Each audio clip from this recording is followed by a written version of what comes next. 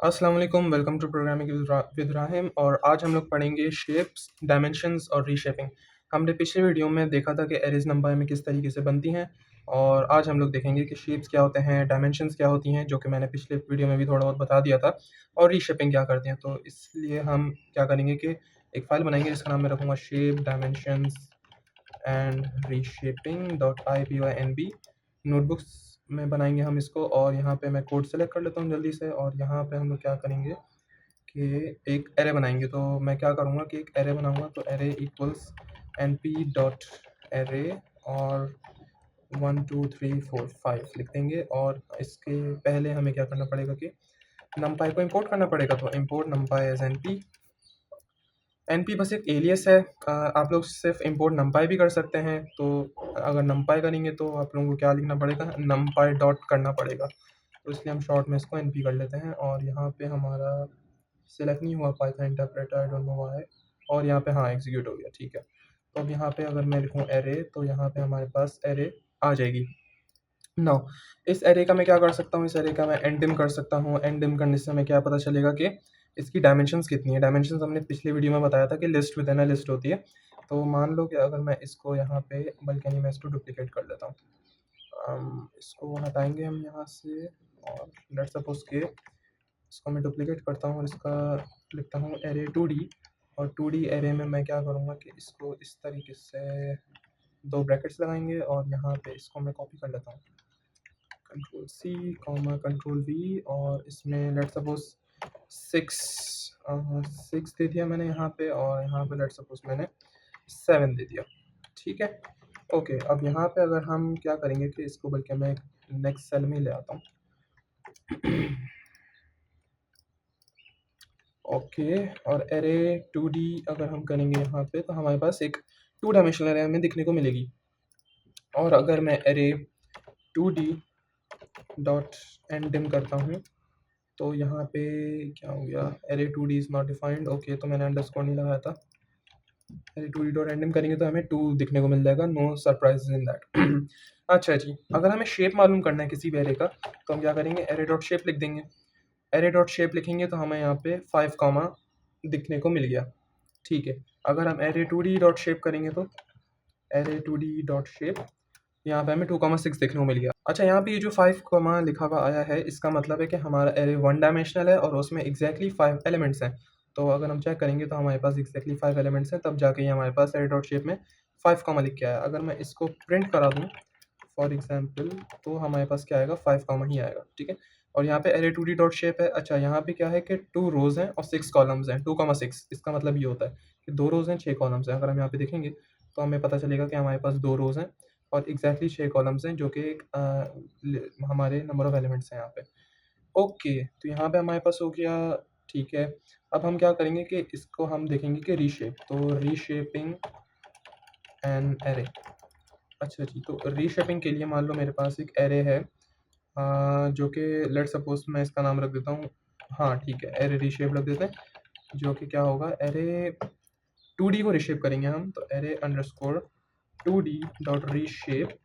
और मुझे रीशेप किस में करना है, अच्छा जी, मुझे अब रीशेपिंग करने का एक ट्रिक होती है, आप ट्रिक समझ लें उसको। ये होती है कि आपके पास टोटल नंबर ऑफ एरे, वो कितने हैं एलिमेंट्स। या एक काम करते हैं, ये थोड़ा कॉम्प्लिकेटेड हो जाएगा, मैं इसको एरे 1D को करता हूँ, एरे डॉट रीशेप करते हैं। तो हमारे पास यहाँ पे कितने एलिमेंट्स हैं, 5 एलिमेंट्स हैं। तो हमें क्या करना होगा कि ऐसे रो और कॉलम चूज़ करने हैं जिनका मल्टीपल क्या हो, 5 के बराबर हो। तो इसको हम क्या कर सकते हैं कि 1,5 में हम इसको कर सकते हैं। तो अगर हम यहाँ पे लिखेंगे 1,5 और एरे रीशेप्ड, अगर हम यहाँ पे प्रिंट करेंगे तो हमारे पास ये हो गई रीशेपिंग। रीशेपिंग इसने किस तरीके से की है कि इसमें यहाँ पे हमारे पास 1 रो है जो कि ये है, और 5 कॉलम्स हैं। अगर मैं यहाँ पे सिर्फ 5 लिख दूँ, तो यहाँ पे हमारे पास नो सरप्राइजेस वही चीज़ हो जाएगी। अगर मैं यहाँ पे 1,5 लिखता हूँ, तो क्या होगा कि हमारे पास वही चीज़ आ जाएगी, जिसमें क्या होगा कि हमारे पास 1 रो है और 5 कॉलम है। अगर मैं इसको 5,1 करूँगा, तो हमारे पास क्या होगा, ये कुछ इस तरीके से बन जाएगी कि हमारे पास क्या है, 5 रोज़ हैं, 5 रोज़ हैं और 1 कॉलम है। अगर मैं इसको 5,2 कर देता हूँ, तो हमारे पास एरर आएगा। एरर हमारे पास इसलिए आएगा क्योंकि हमारे पास लिस्ट में हमारी जो एरे है उसमें कितने एलिमेंट्स हैं, 5 एलिमेंट्स हैं। और यहाँ पे हम कितने इसको रिक्वेस्ट कर रहे हैं, हम इसको 10 एलिमेंट्स की रिक्वेस्ट कर रहे हैं। तो हमारे पास 5 एक्स्ट्रा एलिमेंट्स तो हैं ही नहीं, तब जाके ये हमारे पास रीशेपिंग का एरर आएगा। तो मैं इसको तकरीबन यहाँ पे 1 कर देता हूँ ताकि हमारे पास एक वैलिड आउटपुट आ जाए। उसके बाद अगर हम एरे 2D रीशेप लिखें और एरे 2D डॉट रीशेप करें। अच्छा जी, तो हमारे पास यहाँ पे टोटल कितने एलिमेंट्स हैं? टोटल हमारे पास हैं 6 और ये 6, 12 एलिमेंट्स हैं। तो यहाँ पे मैं अगर इसको 3,4 में कर दूँ, 3,4 हम कर सकते हैं इसको, और यहाँ पे ये एग्जीक्यूट हो गया है। मैं काम करता हूँ कि इसको प्रिंट भी कर देता हूँ।